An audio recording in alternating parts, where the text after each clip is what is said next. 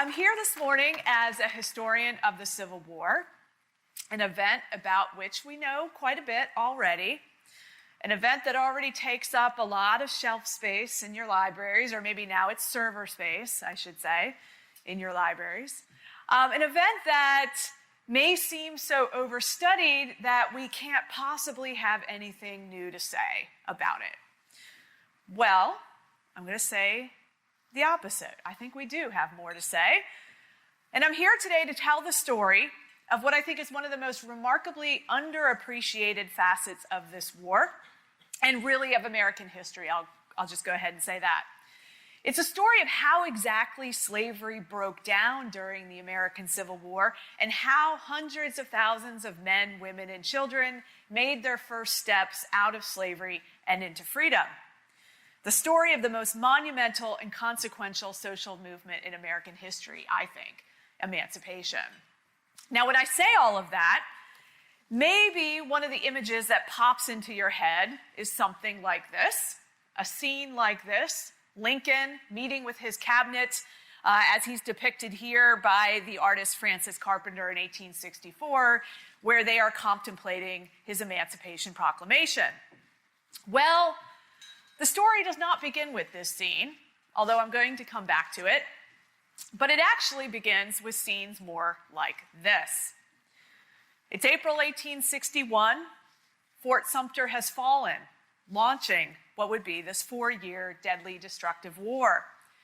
And as this war erupted in those very first days, enslaved people in the South saw an opportunity to escape bondage by fleeing their plantations and heading in the direction of Union Army installations. And so, in those first few days of the war, they headed towards Fort Pickens in Florida, towards other Union Army installations around Baltimore, Washington, D.C., and the coast of Virginia. Now, they were not invited to those places exactly. The Union, and particularly the President Abraham Lincoln, had made it pretty clear that they weren't going to help them.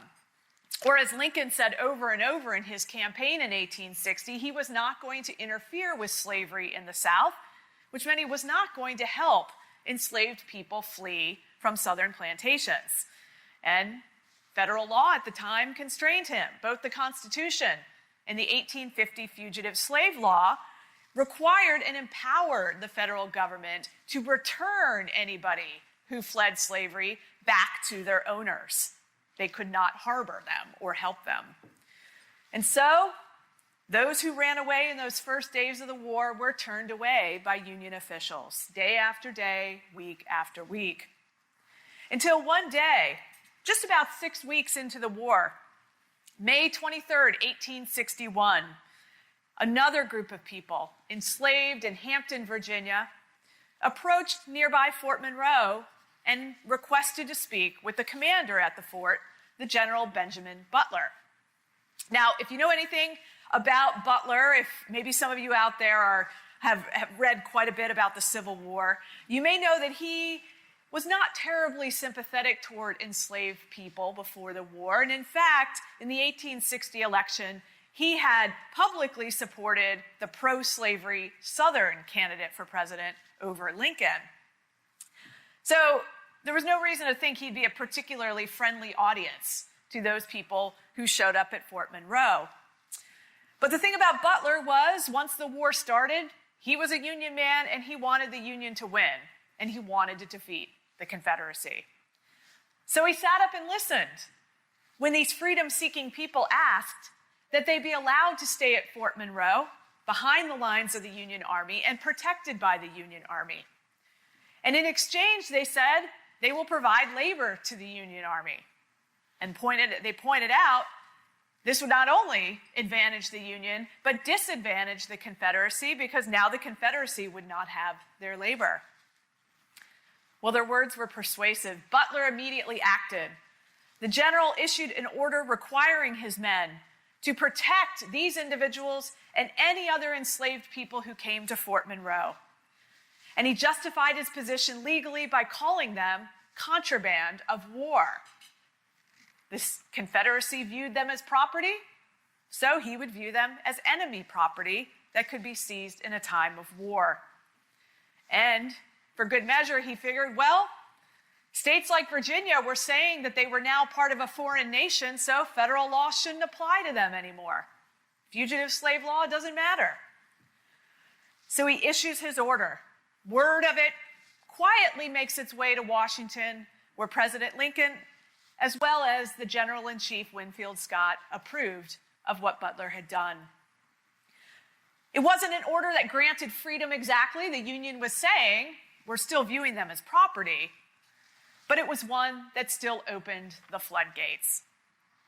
Over the next 4 years of the war, scenes like this could be seen, large numbers of people, sometimes hundreds at a time, showing up at a Union Army installation. Altogether, it was about 500,000 men, women, and children who would flee to Union lines over the course of the war. They fled to the coast of Virginia and to the Carolinas, across the border states and down the Mississippi Valley, following the path of the Union Army and its sphere of protection. And if you're familiar with how the Union Army moved during the war, its path of occupation of the South, you'll see that this map, where I've mapped the places where these fleeing enslaved people ran, it really follows the footprint of Union occupation in the South, particularly heavy in the Mississippi River Valley. Once inside the lines, they set up camp for themselves, what some at the time called contraband camps, but others at the time said refugee camp is perhaps a better word for it. It's certainly a term that better captures their personhood, but also captures the fact that they were fleeing a form of persecution and seeking protection.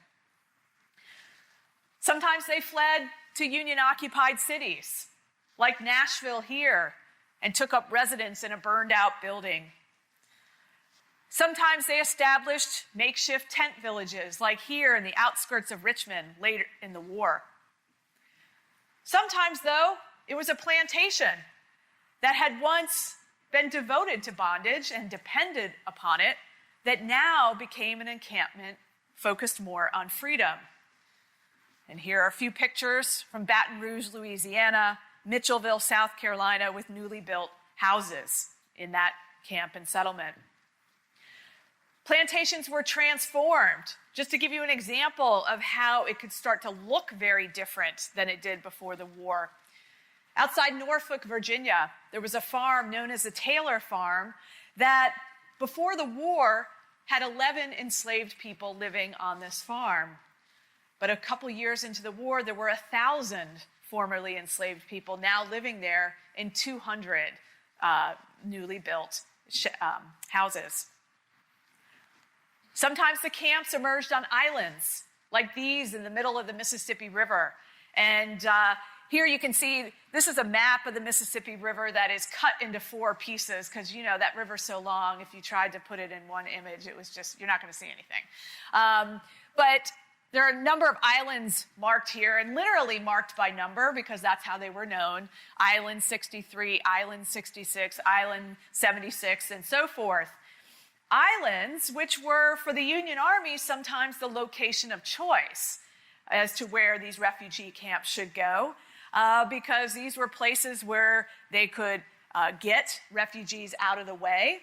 As I'll talk about a little bit, sometimes the Army was not always so open and willing to protect those around them.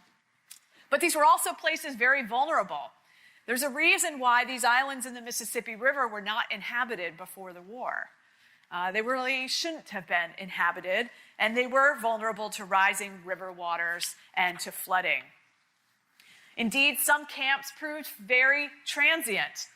And if it was not a flood that drove them out and resulted in a camp's destruction, then it might be incoming enemy troops. Or even worse, in the Mississippi Valley in 1864, Confederate guerrillas targeted these camps because they, in their minds, seemed to embody this social revolution, emancipation, that they were fighting a war to prevent.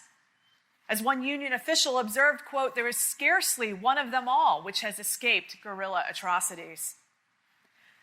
But camps that remained in areas that were either distant from rising river waters or protected from the threat of active combat could look forward to becoming more stable and permanent, and sometimes took on the qualities that looked more like a permanent village.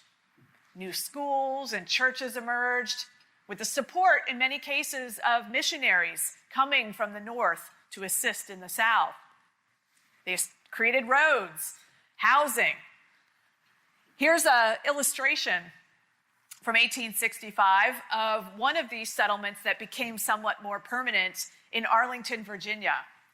And it was on the property of Robert E. Lee. So a bit of an irony there. But you can see from this diagram the way it really did come to resemble a town with the roads, the spaced out housing, there are parks there, there's a pond in the middle. And some of those buildings represent schools, a hospital, church, and so forth. Or here's a photograph from Freedman's Village, that same place there in Arlington.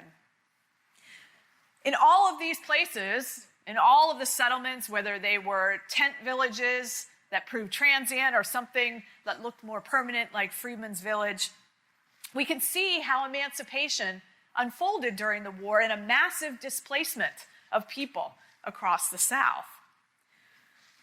So wait, how does this scene fit into that story? Lincoln and his proclamation. Well, it's there and it's important, but maybe not quite in the way that we've always been taught. It was not the beginning of emancipation. I mean, those first enslaved people running to Fort Monroe, that happened nearly 2 years before the Emancipation Proclamation came around. And the proclamation did not mark the end of emancipation either. Enslaved people had to get into Union Army lines to realize its promise, to realize freedom. And even then, freedom at times seemed to disappear in an instant when there was incoming enemy, or again, flooding, or illness, or disease. The Emancipation Proclamation, what it did was it solidified the Union's commitment to freedom. It made it very clear that if the Union won this war, that freedom would be forthcoming, that these individuals would not remain contraband or refugees forever. But it took the work of enslaved people themselves to claim that freedom, to make it real, and to make it tangible. Now, I first set out to uncover and tell this story about a dozen years ago. It took quite a bit of time. And one of the things that can happen when one takes time on a book is that things change in the meantime. Not just the scholarly literature surrounding this subject, but in my case, the turbulent politics of the 21st century that made the subject of my research increasingly and eerily relevant to our lives today. At times, I felt like the years between myself and my subject, between the 21st and the 19th centuries, were closing up. And I'm talking about more than today's contentious debates about Confederate memorials and monuments. I'm talking about migration, refugees, citizenship, national belonging, the politics of borders, humanitarian aid, migrant caravans, white supremacy, and the children who've been present for all of it. The history of over 500,000 men, women, and children who risked everything to flee slavery and enter Union lines during the Civil War is no discrete, self-contained topic that can just be filed away as the past. It is, at its essence, a deeply American and timeless story of how people have moved and migrated and risked their lives over and over to realize the promise of freedom and enjoy the fruits of American citizenship. One that continues to play out today with efforts to constrain that movement present too. It's a history that reminds us that the Civil War was no exceptional moment in our past, but an event that exposed some enduring truths about this nation and its people. Truths, however, that have remained obscured and unseen because the full story of slavery and emancipation have been obscured and unseen. Now, maybe that wouldn't have been the case had Americans simply been more honest about what happened during the war from the start, and had not softened our view of the war over time with narratives that put romance and heroism first, and whitened our view of the range of actors involved in this war. Had there been more of a reckoning with this history from the start, it would not be a notable thing still in 2018 when the book came out, or 2020 today, to write a history of the Civil War with African American subjects at the center. But here we are.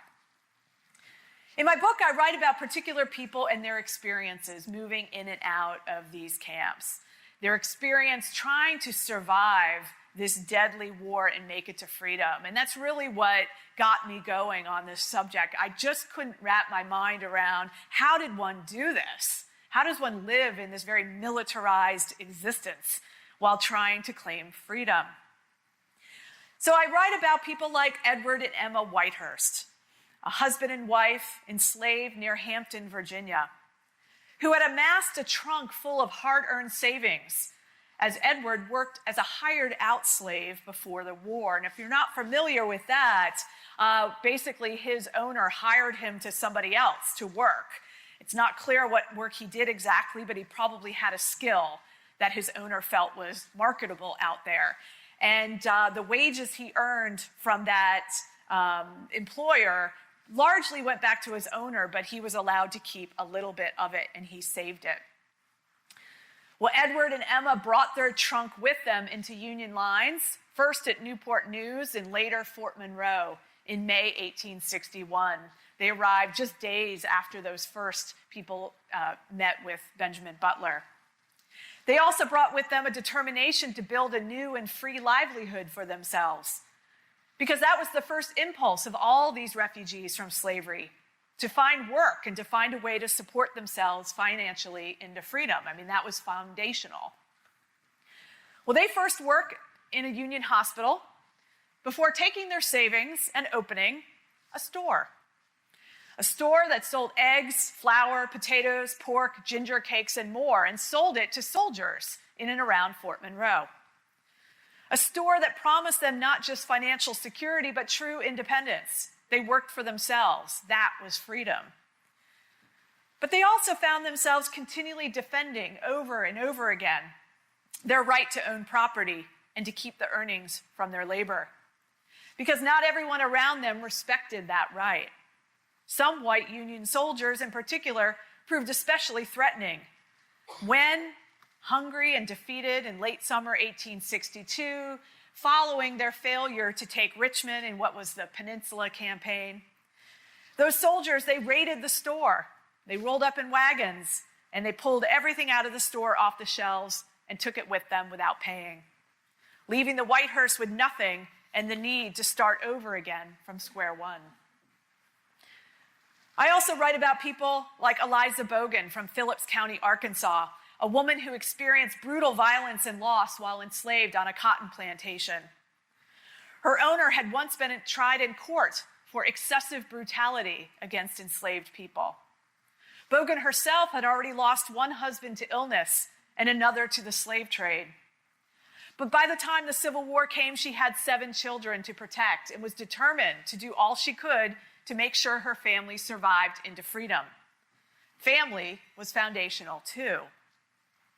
Well, Bogan did not flee from war, but actually thrust herself deeper and deeper into it. She first made her way to a refugee camp in Helena, Arkansas, and then joined a black regiment as a laundress, moving up and down the Mississippi Valley, in and out of camps, while witnessing all the dangers of war: combat, illness, hunger, and violence. And I'll just put up an image that shows one of the encampments at Helena, maybe where she was. This was how she tried to find, ironically, security for herself and her family that they were long denied while enslaved. Getting into the thick of a war was where security was. But not all her family members would make it out alive. I also write in my book about a man named Gabriel Burnett, and I wish I had pictures of these particular individuals, but I don't. I don't have any pictures of their faces, so that's why I'm showing pictures of where they were.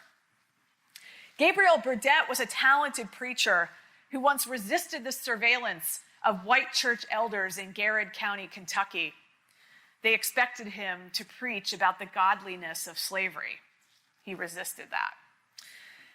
And then he became determined to find the space and the freedom to preach independently, to preach an anti-slavery Christian message instead. Because to Burnett, the freedom of the spirit was freedom itself. After several years of the war had gone by because emancipation came late to Kentucky, that's a whole story in and of itself, Burnett set off into Union lines and found a place to worship freely and independently at Camp Nelson in central Kentucky. He established a new congregation and a new church, which he called the Camp Nelson Church of Christ, and began working with white missionaries who'd come down from the north to set up schools for black soldiers and their families. He rose in the ranks. He became appointed the assistant superintendent of the Home for Colored Refugees at Camp Nelson. That's what's pictured here.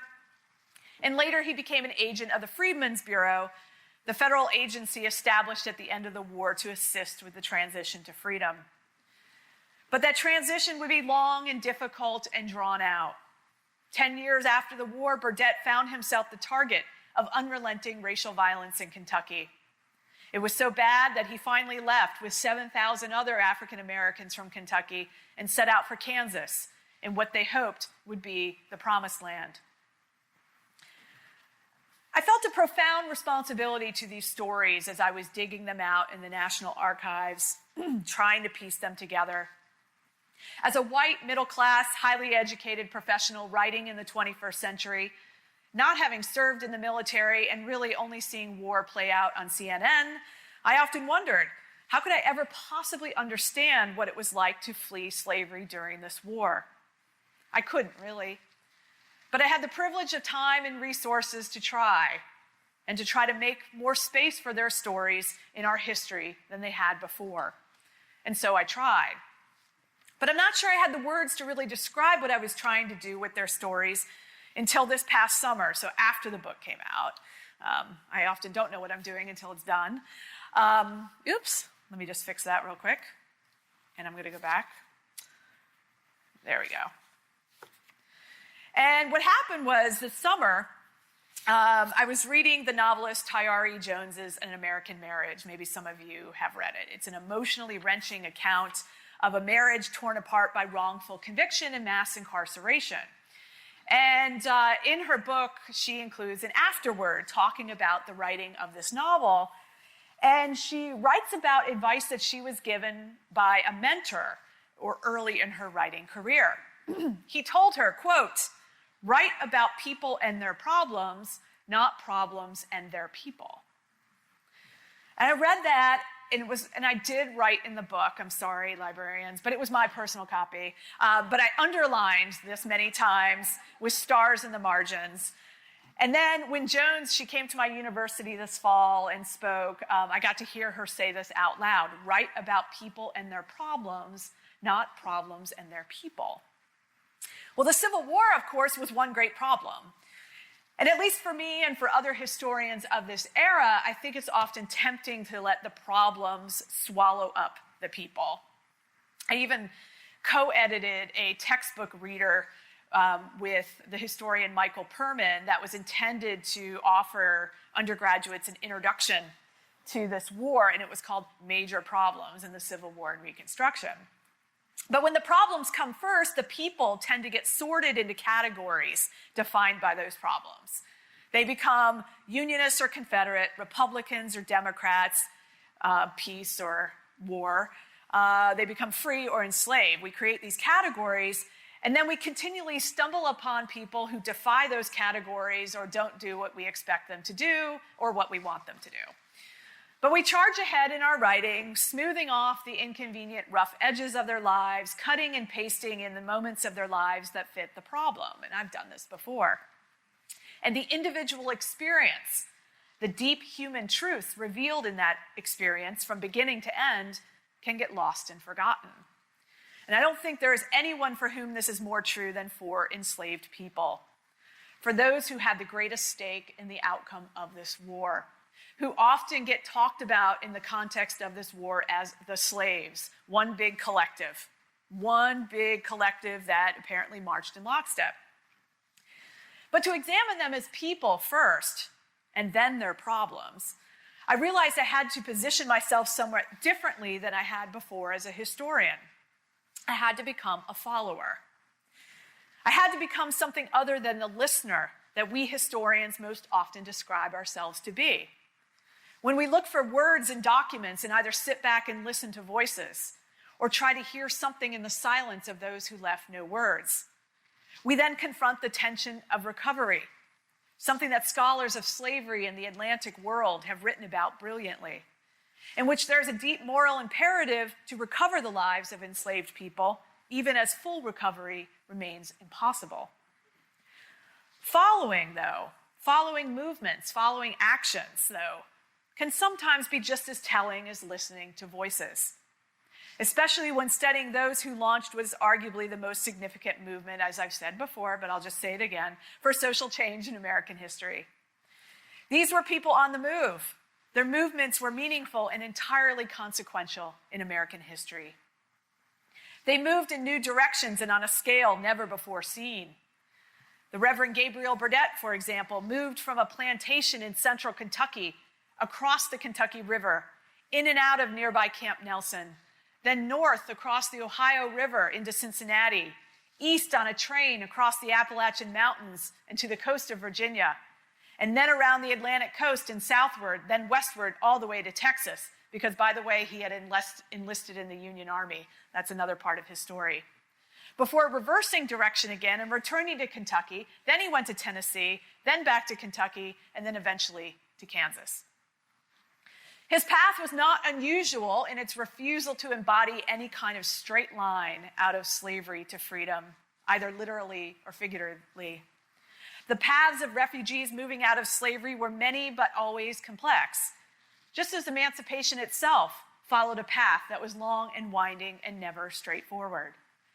Freedom did not simply come overnight, though the popular telling of the Emancipation Proclamation might suggest otherwise. Well, the Civil War fortunately bequeathed to us a remarkable opportunity to discover how this movement, all of this movement from slavery to freedom, was lived every day. And I can't tell you how many times as I sat at the long wooden tables in the reading room at the National Archives, I'm talking about Archives 1 in DC, how many times I was sitting there and I wanted to go back in time and thank the Union Army and its system of record keeping for making this possible. The sources that the Union Army left behind are incredible. The Army's clerks in particular, despite being in a war zone and on the edge of combat, still managed to record what seems like every order, every food ration issued, every payment made to laborers, and more, sometimes in duplicate, and always with names attached, the names of formerly enslaved people. Just a few examples: a clerk's record, incoming refugees in one installation in Virginia.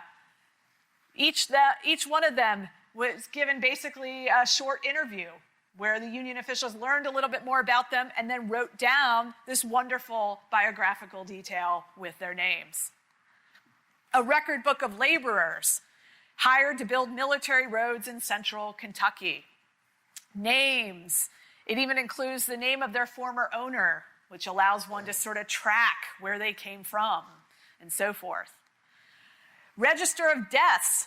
46th United States Color Troop formed in Helena, Arkansas. This was the regiment that Eliza Bogan attached herself to. And here we see the names and what happened to certain men. A quartermaster's ledger of wages paid at Fort Monroe, again, full names, a little information about the work that some of these refugees were doing, how much they were getting paid, and so forth. All of this, every little mention of somebody by name like this, is no small thing. As you may be aware, probably well aware, before the war, federal documents didn't name enslaved people by their full name by and large. The federal census didn't name them at all, just had a little hash mark to represent an enslaved person. So in a sense, and in the language of our times, those fleeing slavery during the war were becoming documented in the eyes of the federal government, which is why a regimental book with its list of a particular company's movements, a book of general orders, a court-martial case file, and depositions from post-war pension applications could all combine to make visible the stops on Eliza Bogan's journey from Arkansas to Louisiana to Mississippi, to Louisiana again, to Tennessee, and finally Texas and Arkansas. And though the records themselves were created as assertions of power, you could say, on the part of the Army and are entirely bureaucratic, they also locate a person like Bogan in a particular place at a particular time, which is a very meaningful thing in a war where you are located in time and place is very consequential. And Bogan's movements, when pieced together, reveal her deepening involvement in the Army apparatus and raise far bigger questions about the military history of Black women, a subject that deserves far more study. Now, I can't resist. There was one day at the National Archives that I always remember vividly. It was after lunch, and I was researching Eliza Bogan's movements. And I just returned to my table following lunch and going through, these acid-free boxes, and I started hearing the sounds of a siren. And it was kind of faint at first, and then it grew louder and louder, and it was really distracting. And so I got up out of my chair, and so did several other people in the room, because we're like, what is going on out there? And we went out and looked out the window, and here comes the motorcade of President Barack Obama going towards the Capitol. And it kind of stopped me in my tracks at that moment. I mean, I guess it's always cool to see a presidential motorcade, but in this case, here I am examining the journey of a woman just coming out of slavery, and here comes the nation's first Black president on his journey to the Capitol. And I had to wonder, what would Eliza Bogan have thought had she seen that? Well, following the paths of people like Eliza Bogan through these sources took me on journeys, but also took me to stopping points. Inside tents and shelters, commissary warehouses, barracks doubling as schools, stores distributing clothing, worn-out tents serving as hospitals. Took me to places like the Sinclair Farm, which is where Edward and Emma Whitehurst, after their store was wiped out, where they ended up in the final year of the war. And I don't have a picture of Sinclair Farm, but I'm going to show you a settlement, refugee settlement in Port Royal, South Carolina, that maybe bore some similarity to it. Sinclair Farm was a 600-acre tract along the coast of Hampton and Newport News, Virginia. It was named after the antebellum owner, Jefferson Sinclair. And on this farm, the refugees built hundreds of newly built cabins on lands where livestock once roamed. Alongside them, they built 5 churches, at least 1 store, and a hospital. All were laid out on streets that one resident said were laid out with, quote, order and regularity. While living on the Sinclair Farm, the Whitehursts tried to rebuild by renting a mule from the Union Army and leasing some land, where they began gardening and maybe quite possibly imagining that they would open a store again. Other people living there, and there were 4,500 of them, did the same. They did the most essential everyday things that often don't get written about in history books, but were fundamental to the process of building a new life in freedom. They were eating, sleeping, raising children, getting married, falling ill, praying, mourning, and so much more. They were doing what people do, even with all the problems of winning the war and securing their legal freedom looming. They were surviving. And that's significant to stop and recognize, because there would be no freedom, no citizenship rights, no voting rights in the United States without first defending the basic human right to live. Which makes it all the more frustrating that these spaces themselves, these encampments of freedom, did not survive the war. I traveled a lot for this book. I tried to see as many of these places, and I counted in my research at least 300 of these refugee settlements. I visited them, the places where they once settled, tried to envision what one of these camps would have looked like, but I found very little. I saw rivers, I saw bluffs, I saw roads, all of which shaped and constrained the movement of refugees, but the shelters were gone, the churches, the schools, the barracks, all gone. We've preserved battlefields and antebellum mansions, but this physical landscape of emancipation is largely gone and deliberately erased from the American landscape. For several reasons. Certainly, the way in which Americans have remembered the Civil War over time have not helped. What is more threatening to the lost cause? And that's that memory that venerated the Confederacy that's responsible for so many of these Confederate statues. What is more threatening to that memory than the fact that over 500,000 people chose to flee Confederate lines and preferred to live in a refugee camp? That had to be buried by the lost cause. But something else happened more immediately at the end of the war that erased this history from the landscape. And we can see it on Sinclair Farm. And what happened there was in the fall of 1865, there's 4,500 people living there, and suddenly Union officials show up and agents from the Freedmen's Bureau, and they order them off the land, just completely off. The people living there didn't want to leave. And so sometimes force was required by the Union officials to get people to leave. Now, why did they have to leave? Well, what happened was the land on which many of these refugee settlements were created were confiscated and abandoned lands that were in the Union's possession at the end of the war, but then Union officials and political leaders started debating, well, what should we do with these lands now? Should the lands be given back to their ex-Confederate antebellum owners as a gesture of reunion and reconciliation? Or should the lands be divided up and either leased or sold to newly freed people? It was a big debate that played out in Washington, D.C., and while it was playing out, the residents of Sinclair Farm tried to do something to influence the decision.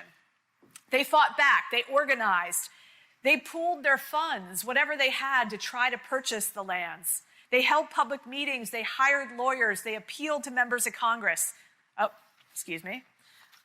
And they even had sympathetic white military officials try to purchase the land from the white owner that they could then purchase themselves. In their view, this was a matter of right. Here's one quote from one of their public meetings. "Are not our rights as a free people and good citizens of these United States to be considered before the rights of those who were found in rebellion against this good and just government?" Seems like a pretty logical argument. But leaders in Washington, D.C. ultimately said no. The ascension of Andrew Johnson as president following the assassination of Abraham Lincoln meant the ascension of more charitable policies towards former Confederates, and in particular, a willingness to pardon ex-Confederates and restore to them their rights, including their property rights. So the lands were to be returned to ex-Confederates, and that began the evictions of all these settlements, and it began the destruction of all the houses and the buildings and the churches and the schools. Signs of these burgeoning communities were wiped from view. Now, there may be few physical structures today to remind us of this history, but fortunately, and I'll conclude here, there are people who have not forgotten this history who can guide us and help us remember it. People like descendants and their local communities in the 21st century who've been working hard to preserve this history, especially in the last decade or two. And I just want to share with you 3 examples of some of these local communities and the work that they're doing. Like the Contraband Historical Society in Hampton, Virginia, an organization founded in 1997 by the late Jerry Hollins, who was an opera singer, but also a descendant of Emma Whitehurst, who I told you about.